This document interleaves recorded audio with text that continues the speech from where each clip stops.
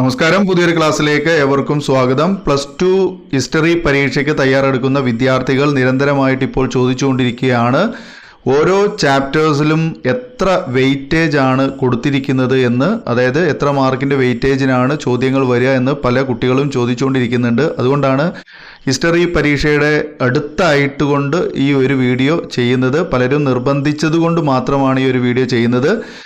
ഈ പരീക്ഷയ്ക്ക് ഉപകാരപ്പെടുന്ന രീതിയിലുള്ള എല്ലാ തരം ഇമ്പോർട്ടൻ്റ് ചോദ്യങ്ങളും മാപ്പ് സ്റ്റഡിയും ഒക്കെ നമ്മൾ മുമ്പ് അപ്ലോഡ് ചെയ്ത് കഴിഞ്ഞതാണ്. പരീക്ഷ നന്നായിട്ട് എഴുതാനും നല്ല മാർക്കുണ്ടാക്കാനും ആഗ്രഹിക്കുന്ന ആളുകളാണ് നിങ്ങളെങ്കിൽ തീർച്ചയായും ആ ക്ലാസ്സുകളൊക്കെ കാണണം, നിർബന്ധമായിട്ടും കാണണം, ഉപകാരപ്പെടുന്നതാണ്. അപ്പോൾ ഓരോ ചാപ്റ്ററിലും പഠിക്കേണ്ട ചാപ്റ്ററിലെ എത്ര മാർക്കിനാണ് ചോദ്യങ്ങൾ വരിക എന്നാണ് പറയാൻ പോകുന്നത്. ഒന്നാമത്തെ ചാപ്റ്റർ പ്രമേയം 1 ബ്രിക്സ്, ബഡ്സ് ആൻഡ് ബോൺസ് എന്നുള്ളതാണ്. ഇഷ്ടികകൾ, കന്മണികൾ, അസ്ഥികൾ എന്നുള്ളതിൽ 6 മാർക്കാണ് നമുക്കിവിടെ വെയിറ്റേജ് തന്നിരിക്കുന്നത്. ഒന്നാമത്തെ ചാപ്റ്റർ 6 മാർക്കാണ് വെയിറ്റേജ് വന്നിരിക്കുന്നത്. രണ്ടാമത്തത് കിങ്സ്, ഫാമേഴ്സ് ആൻഡ് ടൗൺസ് എന്നുള്ളതാണ്. രാജാക്കന്മാർ, കർഷകർ, നഗരങ്ങൾ എന്ന് പറയുന്ന ചാപ്റ്ററിൽ നിന്ന് 8 മാർക്കിനാണ് വെയിറ്റേജ് കൊടുത്തിരിക്കുന്നത്. അപ്പോൾ ഒന്നാമത്തെ ചാപ്റ്ററുമായിട്ട് കമ്പയർ ചെയ്യുമ്പോൾ രണ്ടാമത്തെ ചാപ്റ്ററിന് 2 മാർക്ക് കൂടുതൽ വെയിറ്റേജ് കാണാം. എന്നാൽ മൂന്നാമത്തെ chapter kinship, caste and class അഥവാ ബന്ധുത്വം, ജാതി, വർഗം എന്ന പ്രമേയം 3-ൽ നിന്ന് വെറും 4 മാർക്കിൻ്റെ ചോദ്യം മാത്രമേ നമുക്കിവിടെ പ്രതീക്ഷിക്കേണ്ടതുള്ളൂ. വെറും 4 മാർക്കിൻ്റെ ചോദ്യം.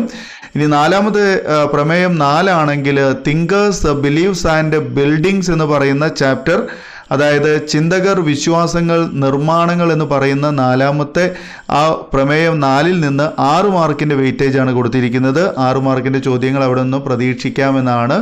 അതുപോലെ അഞ്ചാമത്തെ പ്രമേയം 5-ൽ നിന്ന് ഭക്തി, സൂഫി ട്രഡീഷൻസ് എന്ന് പറയുന്ന ഭക്തി, സൂഫി പാരമ്പര്യം എന്ന് പറയുന്ന ചാപ്റ്ററിൽ നിന്ന് 7 മാർക്കിൻ്റെ വെയിറ്റേജ് കാണുന്നുണ്ട്. 7 മാർക്കിൻ്റെ വെയിറ്റേജ്. അപ്പോൾ നമുക്കറിയാം രണ്ടാമത്തെ ചാപ്റ്റർ 8 മാർക്കാണ്, അഞ്ചാമത്തെ ചാപ്റ്റർ 7 മാർക്കിൻ്റെ വെയിറ്റേജ് കൂടുതലായിട്ട് കാണുന്നത്.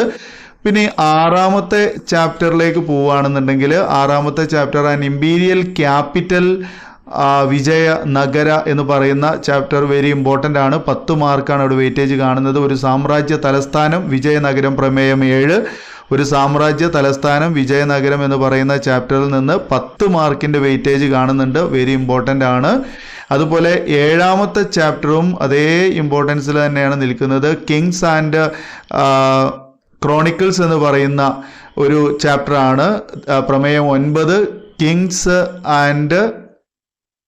കിങ്സ് ആൻഡ് ഇതിൽ 7 പറയുന്നത്. കിങ്സ് ആൻഡ്, അതായത് ഓർഡറിലാണ് നമ്മൾ ഇവിടെ പറയുന്നത്. ചില ചാപ്റ്റേഴ്സ് വിട്ടുപോയിട്ടുണ്ട്, അതായത് നമ്മൾ ഡിലീറ്റ് ചെയ്യപ്പെട്ടിട്ടുണ്ട്. എന്തായാലും പറയുന്ന ചാപ്റ്റേഴ്സ് നിങ്ങൾ നോട്ട് ചെയ്യുക, പഠിക്കുക.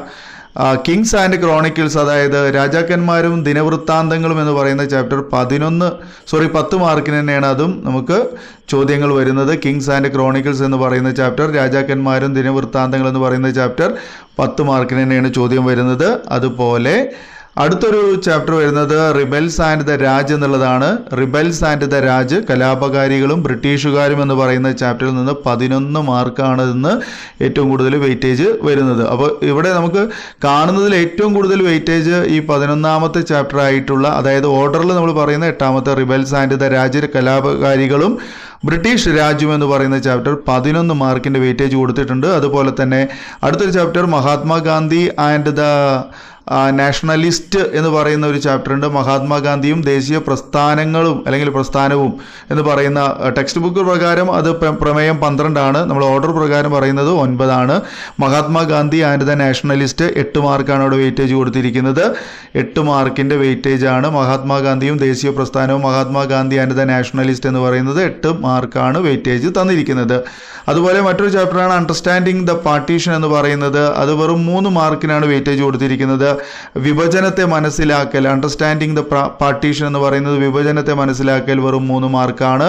അതുപോലെ പ്രീ മോഡേൺ കേരള, ആധുനിക പൂർവ്വ കേരളം എന്ന് പറയുന്ന ചാപ്റ്റർ, പ്രീ മോഡേൺ കേരള, ആധുനിക പൂർവ്വ കേരളം എന്ന് പറയുന്ന ചാപ്റ്ററിൽ 4 മാർക്കാണ് വെയിറ്റേജ് കൊടുത്തിരിക്കുന്നത്.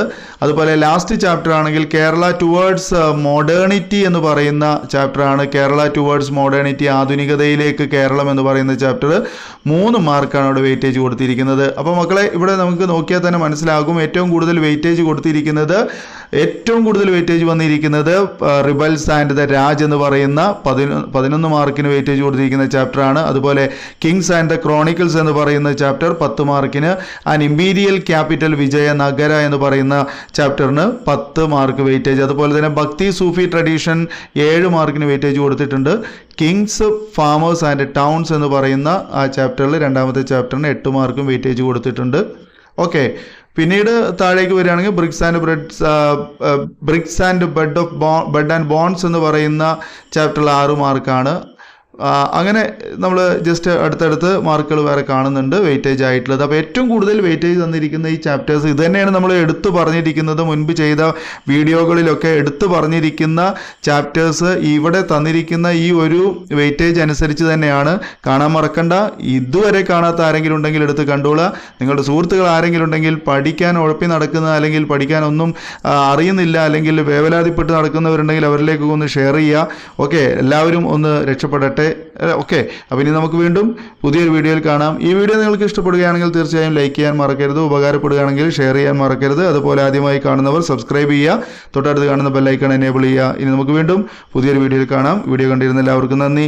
Thanks for watching.